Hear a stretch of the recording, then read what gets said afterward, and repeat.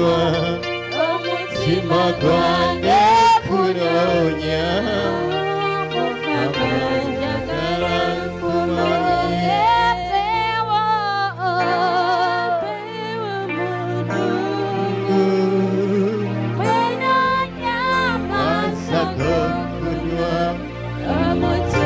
Gwange kunoonya Mukama njagala nkumanye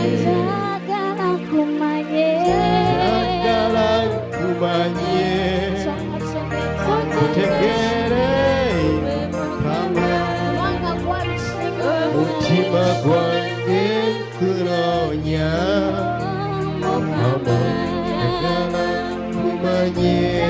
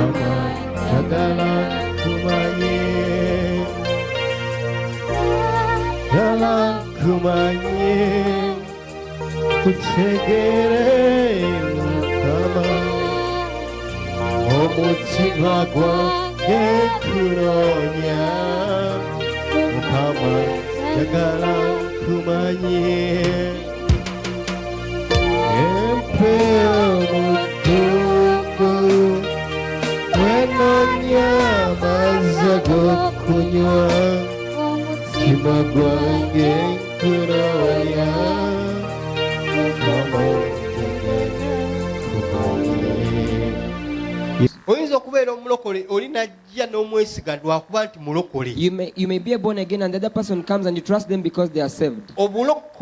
Salvation has no way it brings an assurance that this is the right person. I even have mercy on the ladies. They'll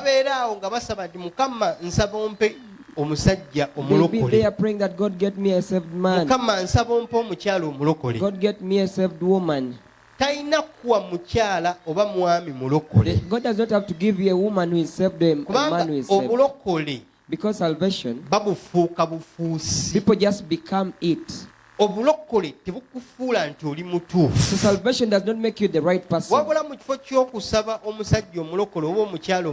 Instead of praying for a saved woman or a man, pray to God to give you the right person. Whether he's a Muslim, whether he's a Catholic, as long as he's the right person, who will give you peace. In Jesus' name, our Lord. Hallelujah. Amen. Not because they hold their Bibles, they are right. My child, you'll crawl with a snake that has come with the Bible, and you'll spend your life crying. Hallelujah. Amen.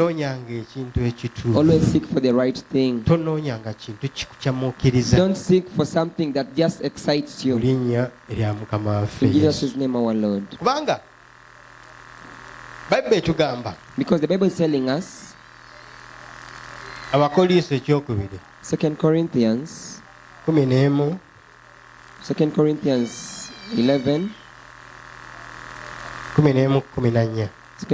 11:14. So si kya magero kubanga ne Setaani yeefaananya nga malayika w'omusana. Ate wano abakazi we batomerera. And this is where the women knock. Amen. Omusajja asobola omuwa akakadde. a man who can give them $1 million, asobola okujja n'akunyumiza naga musumba nafunye omusajja omutuufu they can come and tell you that pastor, I got a real man, the right man. n'akakadde To show akandekera that he's the real man, he even leaves me $1 million shillings. bameka bataagala musajja ng'amuwa kakadde. How many do not want men who give them $1 million? bano abeeyiiya mwina n'engero nti omwavu tafumita ki kati obwavu bw'omuntu So poverty of a person, nga mutuufu, when he's the right one, haleluya, amen, buyinza okumugobya it can make them be chaste. ne bumugobya omuntu omutuufu n'omugaana You deny the right person n'ogenda n'omuntu omukyamu. and you go with the wrong person.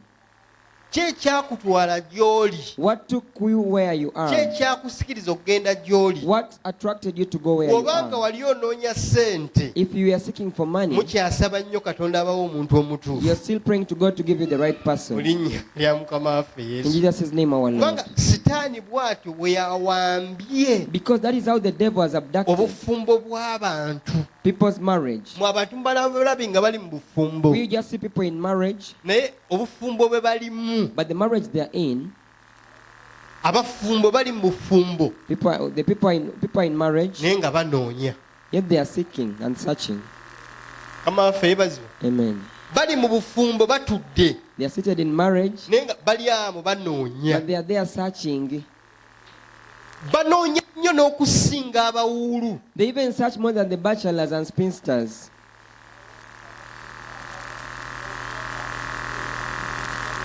Era mu makanisa gonna And actually, in all churches, abafumbo kye basooka okubuuza, the first thing that the married ask you, musumba omusajja gwenna ye mutuufu ye Pastor, mukyamu, the man that I have, naye is nga he the ebyaddala right one or akufukumuddemu not? abaana bana. Yet they have 4 children already. Haleluya. Amen. Lwaki? Why? Ekyakutwalayo What took you there? gwe kye walowooza nti kye kituufu. What you thought was the right thing? Tonnanoonya Before you seek omusajja by'alina, what the man has, sooka onoonye gwe by'omwetaagamu. first seek for what? Mpozi mwenna mwetaaga ssente, All of you need money. mukyatomera. You'll knock. Mu linnya lya Mukama waffe In Yesu. Jesus' name, our Lord. Mukama waffe yeebazibwe. Amen. Osanga omukyala wa lubuto You find a woman with a big naye stomach, ng'anoonya. but they are still seeking. Mukama waffe yeebazibwe. Amen. Naye ng'olubuto lumu luliko abasajja bana. Yet that one stomach has 4 men. Atambula, She moves. ali lubuto, She's pregnant. naye nga babiri basatu be yeekakasa Yet he's just sure of three men. ku lunaku enkuba lwe yatonnya. He's sure that day when he trained, Haleluya. Kubanga waliwo eyamubikka mu ambuleera, or someone covered her in waliwo the eyamutwalako umbrella, mu mmotoka, someone took her in the car, waliwo eyamusitula omujja mu bisiku okumuyisa awali amazzi. someone carried her through the bush. Mukama waffe yeebazibwe. Bonna yabasasula naye nga abasasuza kisa ky'alina. She paid them, but because of the mercy that she has. Mukama waffe yeebazibwe. Amen.